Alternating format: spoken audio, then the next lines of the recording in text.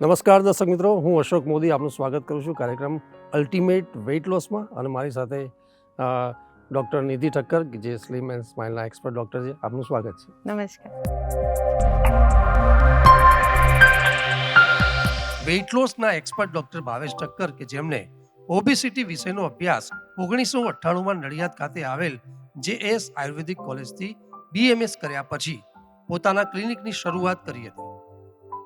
પહેલા જ દિવસથી ડૉક્ટર ભાવેશ ઠક્કરે ઓબેસિટીની સારવારમાં 20,000 જેટલા પેશન્ટની સફળતાપૂર્વક સારવાર કરવાની સાથે સાથે વિશેષ ઓબેસિટીની સારવારમાં એક જ પેશન્ટનું 57 kg વજન ઘટાડવાની અસાધારણ સફળતા મેળવી છે. વેઇટ લોસ માટે ડૉક્ટર ભાવેશ ઠક્કરને 2007માં ગુજરાતના હેલ્થ મિનિસ્ટર શ્રી અશોકભાઈ ભટ્ટ દ્વારા સન્માનિત કરવામાં આવ્યા હતા. તેમજ 2021માં જાણીતી અભિનેત્રી નોરા ફતેહી દ્વારા ગુજરાતનું બેસ્ટ આયુર્વેદિક વેઇટ લોસ માટેનો એવોર્ડ પણ એનાયત થયો હતો. આજે સ્લિમ એન્ડ સ્માઇલના પ્રસિદ્ધ થયેલા બેનર સાથે ડૉક્ટર ભાવેશ ઠક્કર અમદાવાદ ઉપરાંત મહેસાણા, આણંદ, નડિયાદ ખાતે ઓબેસિટીની સમસ્યામાં વજન ઘટાડવાની શ્રેષ્ઠ સારવાર આપી રહ્યા છે. ડૉક્ટર નિધિબેન, આજે આપણે જે દર્શક મિત્રોના સમસ્યા જે પ્રશ્નો છે એમાં આપણે એક ટોપિક કરીશું. અને જે દર્શક મિત્રો જે વાત થતી હોય છે કે શરીરના જે ડિટોક્સિફિકેશનની જે પ્રક્રિયા છે એમાં જે બાબતો સ્કિનની પ્રોબ્લેમ થતા હોય છે, પાચનની પ્રોબ્લેમ થતી હોય છે, અને જે બાબતો ક્યાંક ને ક્યાંક પસીનાથી અથવા તો મળથી આ બધી બહાર જે ડિટોક્સિફિકેશનની પ્રક્રિયા થવી જોઈએ આજકાલ નથી થતી. ખાસ આપણે જોઈએ છે આજની લાઈફસ્ટાઈલમાં કે લાઈફસ્ટાઈલ એવી લોકોને સૂર્યનો તાપ લેવો નથી ગમતો, અઠવાડિયામાં કદાચ એકવાર પણ પરસેવો નથી થતો. લોકોને તમે જુઓ તો કે ઠંડામાં રહેવું પસંદ કરતા હોય છે. તો જે ડિટોક્સિફિકેશનની પ્રક્રિયા થવી જોઈએ એ નથી થતી અને એના લીધે જે બધા પ્રોબ્લેમ થતા હોય છે. તો એના માટે આપણે ટૉપિક કરીશું. દર્શક મિત્રો, આ ટૉપિક ફક્ત આપણે બીમાર માણસોની વાત નથી કરતા, સારા માણસો કે જે લોકોને આજની લાઈફસ્ટાઈલમાં હાડમારી જે ફાસ્ટ લાઈફમાં જે લોકો જીવે છે એ લોકો માટે આ કેટલી પ્રક્રિયા જરૂરી છે અને એ કેમ કરવી જોઈએ એની એક પ્રક્રિયા હોય છે સ્લિમ એન્ડ સ્માઇલમાં. અને એમાં એક્સપર્ટ ડૉક્ટર આપણે નિધિ ઠક્કર સાથે વાત કરીશું. આમાં ઘણા બધા મુદ્દા છે. આપણે એ દર્શક મિત્રોના સવાલ છે કે ભાઈ કોણે કરાવવી જોઈએ, કઈ એજમાં કરાવવી જોઈએ, કઈ સિઝનમાં કરાવવી જોઈએ, આની પ્રોસિજર શું છે, આ બધી બાબતો આપણે લગાતાર જેમ જેમ સવાલો છે એમ કરતા જઈએ. પણ આપણી પાસેથી પહેલાં જાણવું છે કે જે 360 ડિગ્રી આ જે ડિટોક્સ એ શું છે એની થોડી વિસ્તારથી વાત કરીએ.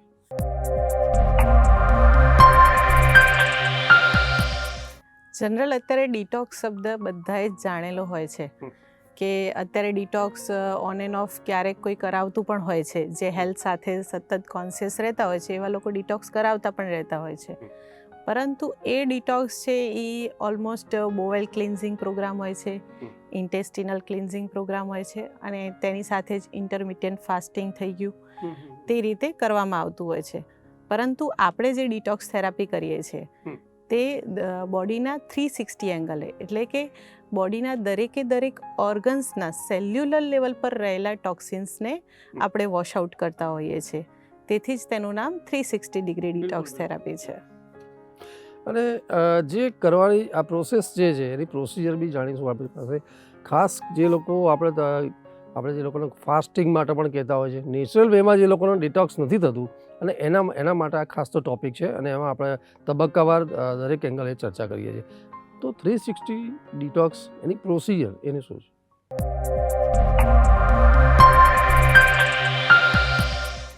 આપણે ત્યાં આવવાવાળા પેશન્ટ જ્યારે એનાલિસિસ માટે આવે છે ત્યારે આપણે પહેલાં તો એનાલિસિસ કરીને તેના બોડીમાં ટોક્સિનનું પ્રમાણ કેટલું છે તે નક્કી કરતા હોઈએ છીએ અને તે મુજબ 11 અથવા તો 13 અથવા તો 15 અથવા તો 21 એવી રીતે અલગ અલગ દિવસોમાં ડિટોક્સિફિકેશન પ્રોસિજર થતી હોય છે.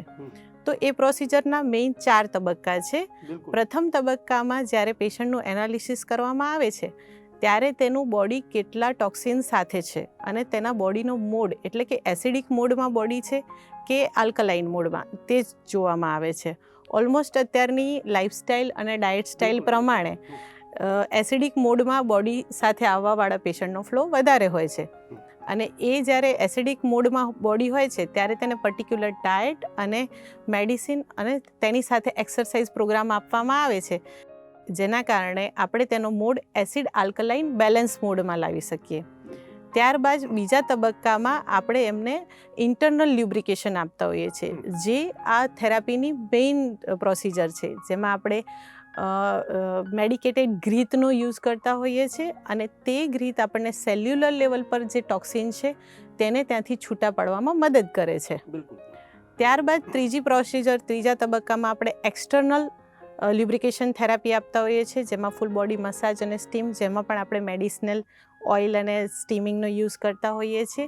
જે લ્યુબ્રિકન્ટ થયેલા ટોક્સિન છે, જે છૂટા પડેલા ટોક્સિન છે, તેને લ્યુબ્રિકન્ટ કરી અને ઇન્ટેસ્ટિનમાં માઇગ્રેટ કરવાનો તેનો રોલ હોય છે. ત્યારબાદ લાસ્ટ ડે પર આપણે ડિટોક્સિફિકેશન માટેની મેડિસિન્સ આપતા હોઈએ છીએ, જેનાથી તે પ્રોપર ટોક્સિન છે એ વોશ આઉટ થાય અને અગેઇન એને રિવર્સ ડાયટમાં નોર્મલ બેઝ પર લઈ જતા હોઈએ છીએ. બિલકુલ. ડૉક્ટર નિધિબેન, તમે જે વાત કરી કે આજની લાઈફસ્ટાઈલમાં કે જે લોકો આ સમસ્યાના શિકાર થતા હોય છે અથવા તો જે આમાં પ્રોબ્લેમ્સમાં જે લોકો જોવાતા હોય છે, તો હવે આપણે જનરલી વાત કરી તો હું તબક્કાવાર હજી આગળ વાત કરી, પહેલાં એક બેઝિક થોડી વાત કરી લઈશું કે જે એક યુરિન દ્વારા, પસીના દ્વારા કે પછી આપણે જે મળ દ્વારા અને જે ઉપવાસ તો આપણે કરતા જ નથી, કારણ કે ફાવતો જ નથી, અને ઉપવાસ ભૂલથી બી કરીએ છીએ તો ઉપવાસના અવસરમાં બદલી નાખીએ છીએ. એટલે જે ડિટોક્સિફિકેશનની જે પ્રક્રિયા એટલી બધી ક્લિયર સોલિડ નથી થતી અને એ જે સમસ્યાઓ થતી હોય છે, તો આપની પાસેથી જાણવું છે કે આ ડિટોક્સિફિકેશન એ કયા લોકોને કરાવવું જોઈએ અથવા તો કોણે આ પ્રોબ્લેમ થતા હોય છે?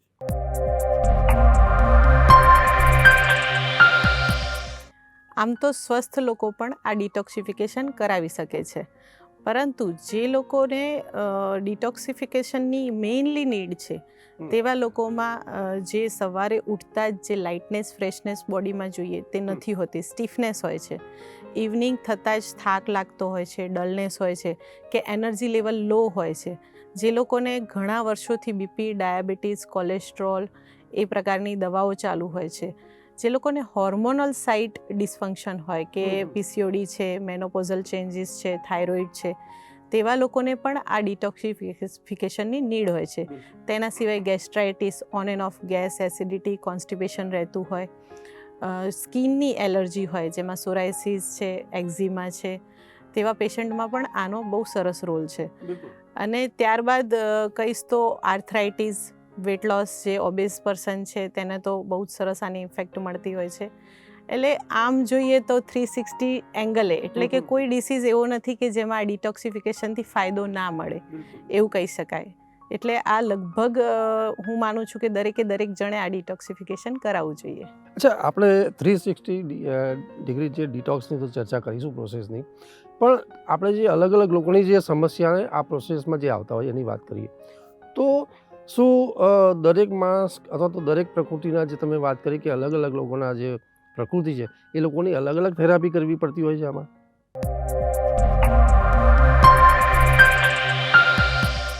તેમાં થેરાપીમાં મેઇન ચેન્જીસ એ લોકોની પ્રકૃતિ પ્રમાણે મેડિસિનલ પાર્ટ છે કે થેરાપીઝના જે મેડિસિનલ યુઝીસ છે, જેમ કે મેડિસિનલ ગ્રુથનો યુઝ છે તો એ બી પર્ટિક્યુલર પ્રકૃતિ પ્રમાણે જતો હોય છે. જે થેરાપીઝ મસાજ વગેરેની છે તો એમાં કયું ઓઇલ યુઝ કરવું એ બધું પર્ટિક્યુલર પ્રકૃતિ પ્રમાણે એમાં યુઝ થતું હોય છે. અચ્છા, અને ખાસ દર્શક મિત્રોને એવા સવાલ છે કે જે ડિટોક્સિફિકેશન છે એ કઈ સિઝનમાં વધારે કરાવવું જોઈએ અથવા તો અનુકૂળ વધારે હોય છે કે જ્યારે એની ઇફેક્ટ, એના રિઝલ્ટ એ સારા મળી શકે?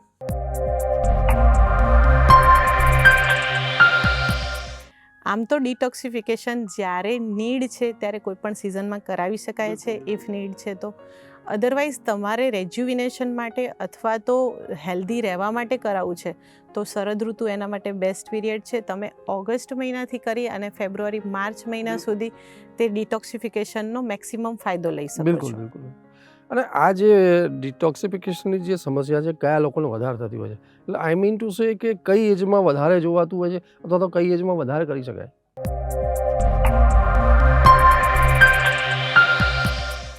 17 વર્ષના બાળક 17 વર્ષથી નાના લોકોને નથી કરતા અને 70 વર્ષથી મોટા લોકોને નથી કરતા. 17થી 70 વર્ષની વચ્ચેના જે એજ ગ્રુપ છે તે દરેક પર્સનને આ ડિટોક્સિફિકેશન કરાવી શકાય છે. નિધિબેન, હવે દર્શક મિત્રોના ઘણા બધા સવાલ છે કે જ્યારે આ ડિટોક્સિફિકેશનની જે પ્રક્રિયા થતી હોય છે તો એમાં કોઈ આડઅસર એવી થતી હોય અથવા તો કોઈ એવી કોઈ એવા પ્રિકોશન લેવા પડતા હોય અથવા તો કોઈ વસ્તુ જોવાની હોય, સાવધાનીની બાબત છે?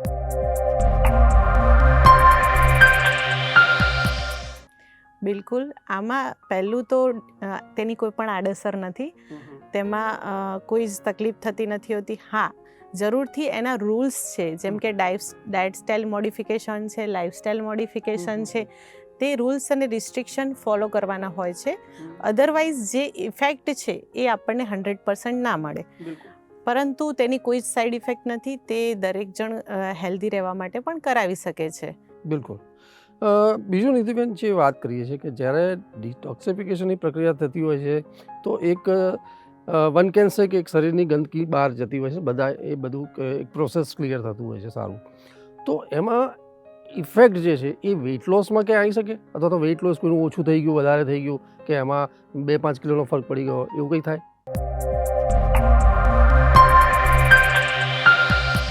Yes, of course.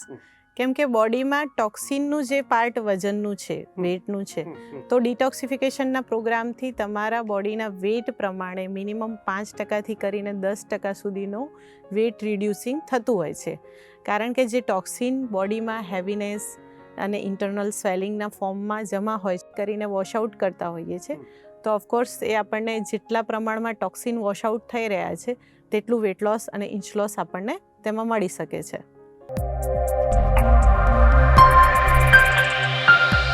હેલો ઓલ, હું તમારી જોડે એક એક્સપિરિયન્સ શેર કરવા માંગુ છું. મેં થોડાક દિવસ પહેલા જ એક ayurvedic treatment that is Panchakarma કરાવી and I can see a complete new body for my own self. Of course મેં બર્થડે પહેલા જ કરાવી to gift my self a birthday gift of a new body whole together. It was under the guidance of Dr. Nidhi at Slim and Smile Ayurvedic Center, જેમને મને through out 15 days જે Panchakarma process છે એમાં guide કર્યું અને under હર guidance મેં આ positive changes મારા બોડીમાં જોયા. એનર્જી લેવલ્સ બહુ જ હાઈ છે, skin, hairs, complete body change થઈ જાય છે ઇન અ પોઝિટિવ વે. અને I recommend to many of the people જે ઈચ્છતા હોય કે હા ઘણા ટાઈમથી બોડીમાં ડિટોક્સ કરવાની જરૂર લાગે છે, તો definitely you should go with this. Weight loss is all complimentary coming with it. So જરૂરથી ટ્રાય કરજો, બિકોઝ મારો એક્સપિરિયન્સ તો બહુ જ સરસ રહ્યો છે અને I have recommended it to my husband also, જેમની હાલમાં એ ક્રિયા ચાલી રહી છે and I can see the difference in him also. જરૂરથી ટ્રાય કરજો.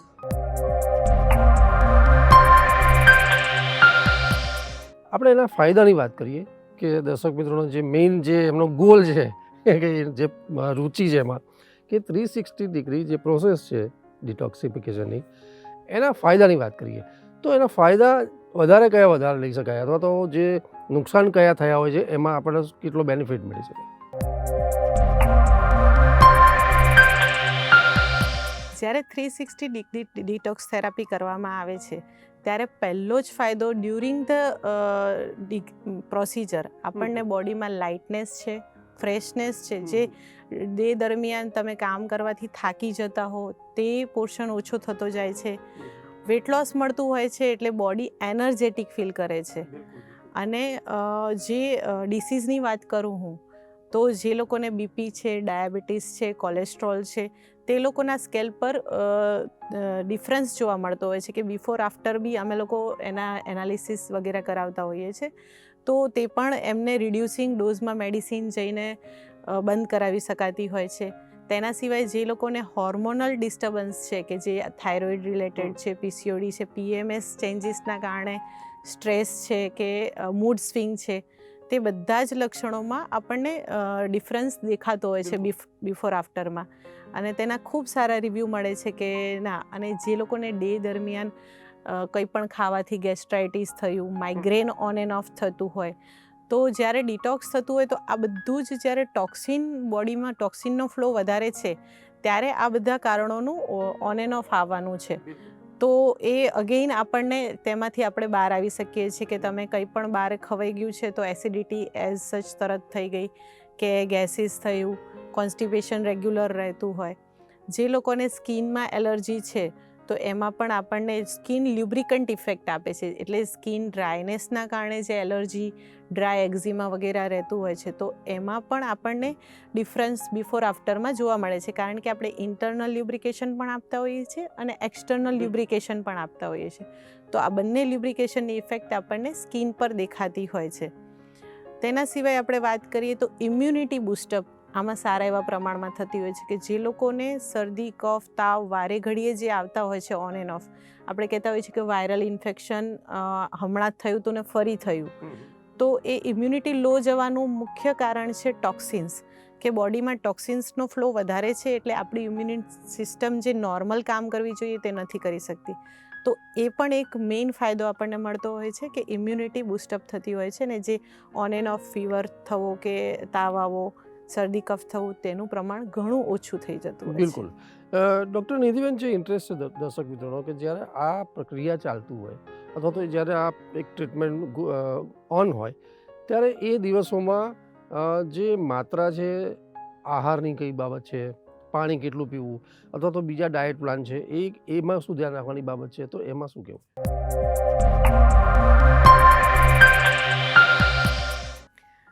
મેઇન ડાયટ અને પાણીનું તો ખૂબ સરસ આમાં ક્વેશ્ચન છે કે જ્યારે ડિટોક્સિફિકેશન થઈ રહ્યું છે ત્યારે મુખ્ય આધાર આપણા આહારનો છે, કારણ કે આપણે જે હવા, પાણી અને ખોરાક 3 વસ્તુ એવી છે કે જે આપણે ઇન્ટેક કરીએ છીએ અને એના થ્રુ આપણા બોડીમાં ટોક્સિન ઇનપુટ થાય છે.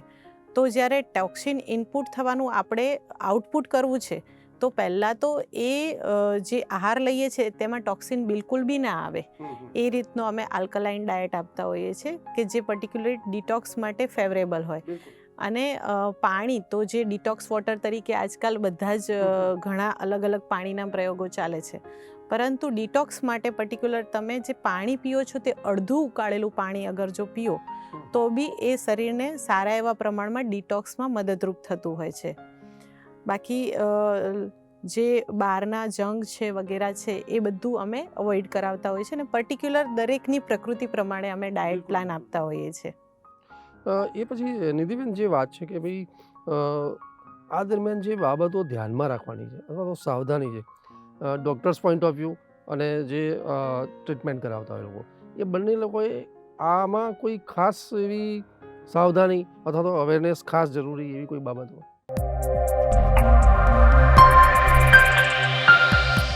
અત્યારની લાઈફસ્ટાઈલમાં સાવધાની રાખવા માટે ખાસ બાબત છે રાત્રિ જાગરણ, કે જે રૂટીનમાં અત્યારે નોર્મલ થઈ ગયું છે કે તમે 12, 1, 2 વાગે સૂઈ રહેશો તો ચાલશે. એ એક જનરલ કન્ડિશન છે કે અત્યારે કોઈને પ્રોપર સ્લીપ ટાઈમ નથી, પ્રોપર ડાયટ ટાઈમ નથી કે જે જમવાનો ટાઈમ છે. તો એ અમે આ જ્યારે ડિટોક્સિફિકેશનની પ્રોસિજર ચાલુ હોય ત્યારે સમજાવતા હોઈએ છીએ કે જે લાઈફસ્ટાઈલ મોડિફિકેશન અમે આપ્યું છે તે રિસ્ટ્રિક્શન સાથે ફોલો કરવું પડે તો જ એની ઇફેક્ટ આપણને પ્રોપર મળી શકે. નિધિબેન, હવે જે આજકાલની જે લાઈફસ્ટાઈલ છે એમાં લોકોને બહુ શોર્ટકટ જોતો હોય છે અને લોકો શોર્ટકટ સીધા ફાયદા જોતા હોતા હોય અને એવા જ લોકો કિમિયા પણ શોધતા હોય. તો જે બજારમાં જે ડ્રિંક મળતા હોય છે ડિટોક્સિફિકેશનના, એ કેટલા આપ સલાહ ભર્યા છે અથવા તો જે ઘરગથ્થુ ઉપચાર ક્યાંક કરતા હોય છે? મેં જોયું છે લોકો અદરકના, ગાર્લિકના, મધ નાખી, લીંબુ નાખી આ બધી બાબતો લઈને કંઈક કરતા રહેતા હોય છે. તો આ બંને વસ્તુમાં આપનું શું કહેવું છે?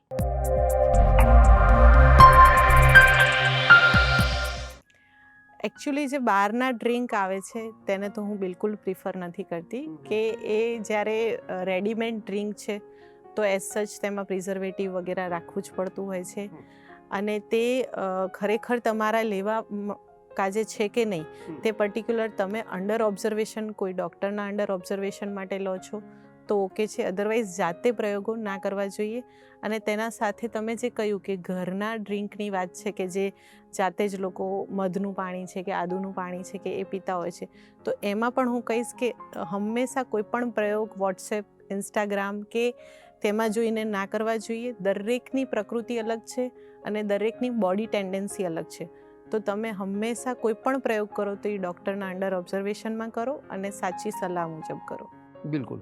અને આ જે મેં વાત કરી કે જે ઘરેલું ઉપચાર લોકો કરતા હોય છે, તો એ પ્રોપર છે અથવા તો કોઈ બીજા એવા કોઈ ઘરગથ્થુ ઉપાયો કરવા જોઈએ અથવા તો જેમાં એ લોકોને થોડુંક બેનિફિટ મળી શકે? ઘરગથ્થુ ઉપાયમાં ડિટોક્સિફિકેશન માટે હું તો એવું કહીશ કે રેગ્યુલર ડાયટ સ્ટાઇલ, લાઇફસ્ટાઇલ, સન એક્સપોઝર રાખો, રોજ હાફ એન આવરનું સન બાથ લો અને તમારા ડાયટના ટાઈમિંગ્સ છે એક પર્ટિક્યુલર સાચવો અને હોમી ફૂડ લો. કેમ કે અત્યારે બહારના બજારના નાસ્તા અને બહારનું ખાવાનું એટલું બધું વધી ગયું છે. અને વોટર ઇન્ટેક પ્રોપર રાખો. તમે અત્યારે એટલી દોડભાગની લાઈફસ્ટાઈલમાં કોઈને પાણી યાદ પણ નથી આવતું, તો વોટર ઇન્ટેક પ્રોપર હોય, હોમી ફૂડ તમે લેતા હો અને સન બાથ, રેગ્યુલર એક્સરસાઇઝ કરતા હો તો તમારું બોડી રેગ્યુલર બેઝ પર પણ ડિટોક્સ થયા કરે, જે તમને ચોક્કસથી મદદરૂપ થાય. બિલકુલ. હું એક સવાલ જરા ફરીથી એક રિપીટ કરવા માગીશ, કારણ કે દર્શક મિત્રોને એમાં વધારે મહત્ત્વનું છે. જે પ્રોસિજરની મેં શરૂઆતમાં વાત કરી કે જે પ્રોસિજર છે અલગ અલગ પ્રકૃતિના લોકોની, જે આ ડિટોક્સિફિકેશનની જે ટ્રીટમેન્ટની વાત છે તો એમાં કેટલા દિવસનું ટ્રીટમેન્ટ થતી હોય છે અને એમાં કેવા બેનિફિટ હોય છે, તો એ કેવી રીતે ચાલતી હોય છે?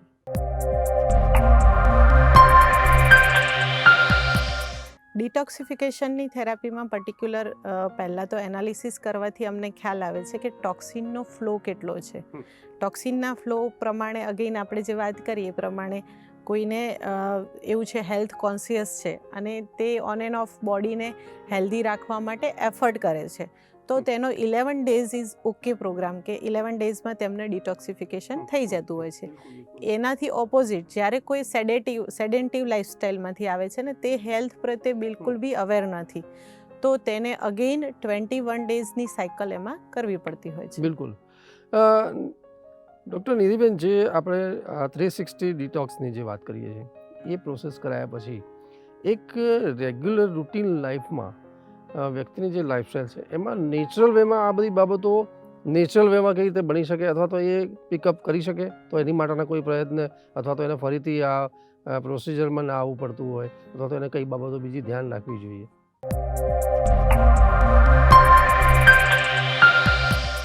જ્યારે 360 ડિટોક્સ પ્રોગ્રામમાં કોઈ પણ આવે છે ત્યારે સૌ પ્રથમ હું એ જ વાત કરું છું કે ડિટોક્સ એ વન ટાઈમ તમે ટોક્સિન્સને વોશ આઉટ કરો છો, પરંતુ જ્યારે તે ટોક્સિન અગેન એન્ડ અગેન તમારા બોડીમાં આવશે તો એ બેક ટુ કન્ડિશન તમારી જઈ શકે છે.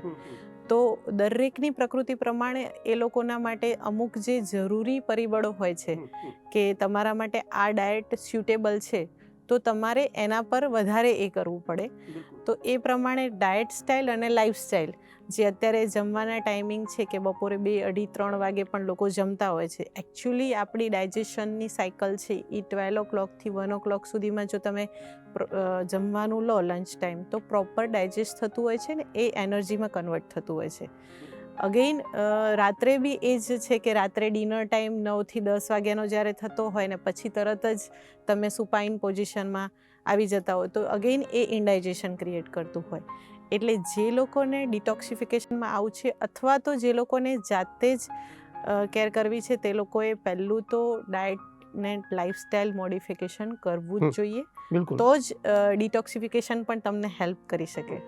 ડૉક્ટર નિધિબેન, જે એક બીજી એવી બાબત છે કે જ્યારે આજની લાઈફસ્ટાઈલમાં વ્યક્તિ પાસે સમય નથી, પણ આની સાથે મને એવું લાગે છે કે ક્યાંક તમે થોડી આપના ક્લિનિકમાંથી આપના તરફથી કોઈ એવી લાઇટ એક્સરસાઇઝ પણ સજેસ્ટ કરતા જ હશો, તો એ એક્સરસાઇઝ કઈ હોવી જોઈએ, કોણે કેવી રીતે કરવી જોઈએ, જેનાથી એ પણ થોડીક બેનિફિટ બાબત બને?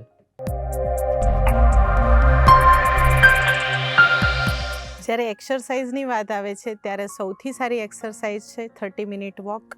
મિનિમમ તમે શરૂઆત કોઈ પણ એક્સરસાઇઝની કરો છો તો 30 મિનિટના વોકથી શરૂઆત કરો. બહુ હેવી એક્સરસાઇઝ અથવા તો જિમિંગમાં જવાની જે બાબત છે, તો તમે કઈ એજના છો, તમને કઈ કન્ડિશનના કારણે વેટ ગેઇન છે, તે દરેક કન્ડિશન માર્ક કરી અને તે પ્રમાણે જ આગળ તમારે એક્સરસાઇઝના પ્રોગ્રામમાં જવું જોઈએ.